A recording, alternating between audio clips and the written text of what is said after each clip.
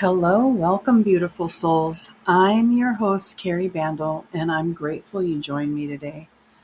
As we approach the holiday season, I keep hearing the same things from clients and friends. I'm already stressed, and it's not even Thanksgiving yet. Sound familiar? Well, today we're diving deep into something that could be a total game changer for your holiday experience, and that is sacred boundaries. Now, before you roll your eyes and think, great, another boundaries lecture, stick with me. This isn't about building walls or becoming the family Grinch. This is about creating sacred space for your energy, your peace, and your joy during what should be the most magical time of the year. Let's start with the holiday boundary reality check. How many of you are already saying yes to things like, Mm, things that make your soul cringe? Maybe it's hosting dinner for 20 people when you'd rather have an intimate gathering, or agreeing to travel to three different family celebrations in 2 days because it's tradition. Here's the thing: tradition without intention becomes obligation. And obligation kills joy faster than you can say, pass the cranberry sauce. Sacred boundaries aren't about being selfish, they're about being selective. They're about honoring the divine spark within you that deserves protection, especially during emotionally charged family gatherings. And let's be real, family can push buttons we didn't even know we had, right? From a spiritual perspective, boundaries are actually acts of love. When we maintain healthy boundaries, we show up as our best selves, not our depleted, resentful selves. Think about it. Would you rather have someone present who's genuinely happy to be there, or someone who's physically there but energetically checked out because they're overwhelmed? Research shows that people with healthy boundaries have lower cortisol levels, that's your stress hormone, and better overall mental health. When we constantly override our internal guidance system to please others, our nervous system stays in fight or flight mode. Not exactly the recipe for holiday magic. So, how do we create these sacred boundaries? First, get clear on your non negotiables. What are the things that absolutely drain your energy or trigger your anxiety? Maybe it's political discussions at dinner, or being asked for the hundredth time when you're getting married, or being volunteered to organize the family gift exchange. Here's a practical exercise. Close your eyes and imagine your ideal holiday scenario. What does it look like? How do you feel? Now, notice what's not in that vision, those missing elements. They might be the things you need to boundary around. Next, practice what I call loving no's. This is where you decline with love instead of lengthy explanations.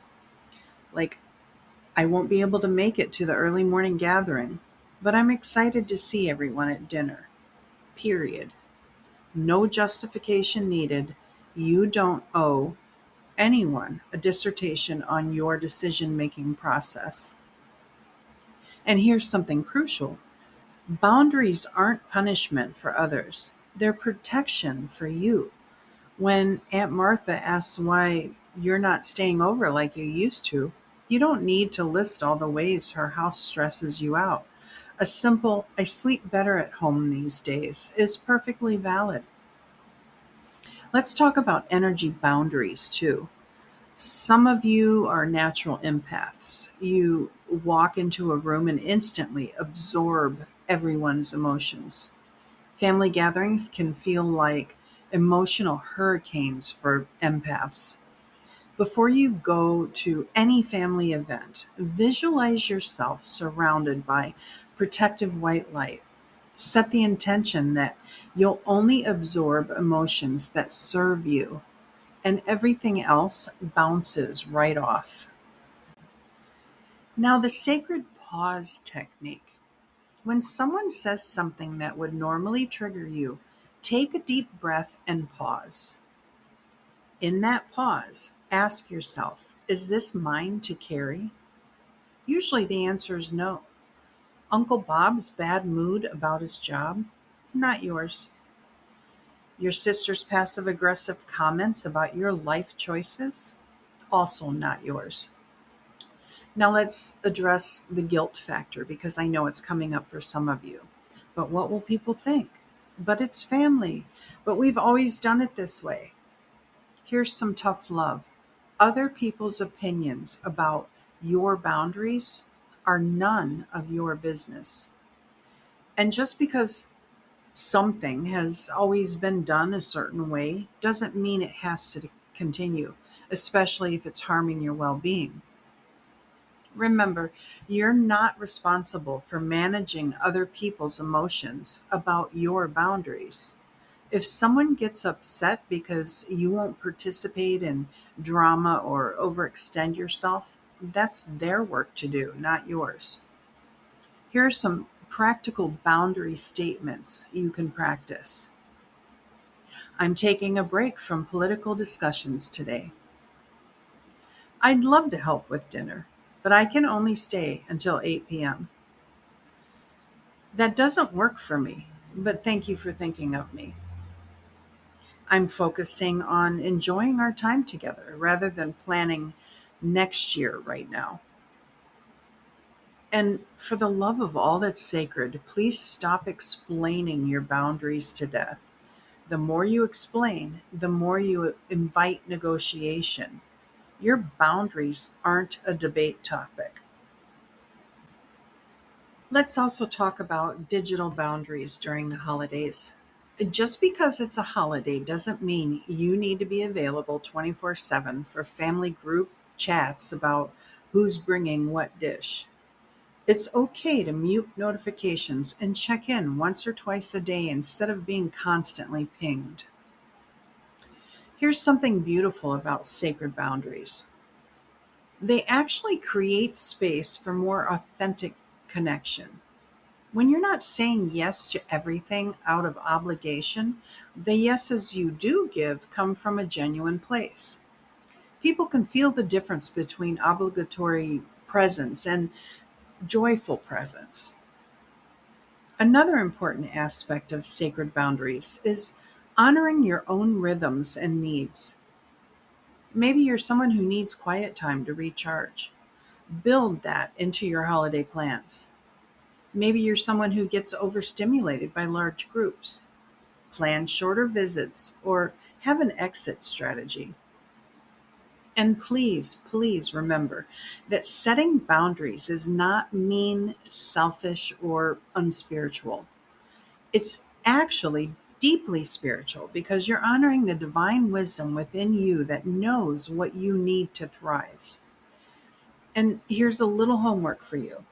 Before your next family gathering, spend 10 minutes journaling about what boundaries you need to set. Then practice saying them out loud. I know it feels weird at first, but practice makes progress. One more thing, boundaries aren't set it and forget it. They're living, breathing things that may need more adjustment. What worked last year might not work this year, and that's okay. Give yourself permission to evolve your boundaries as you evolve as a person. As we wrap up, I want you to remember that your peace is sacred, your energy is sacred, your joy is sacred. And anything or anyone that consistently disrupts those sacred aspects of your being needs a boundary around it. The holidays are meant to be a celebration of love, gratitude, and connection. But we can't genuinely celebrate from a place of depletion and resentment. Sacred boundaries allow us to show up as our fullest, most loving selves. So this week, I challenge you to identify one boundary you need to set for the upcoming holiday season. And start small if you need to, but start somewhere. Your future self will thank you. I thank you for spending this time with me today. And remember, you're worthy of peace, joy, and authentic connection this season. I would appreciate you helping me grow by giving me a like, subscribe, or share. Until next time, keep listening to those whispers.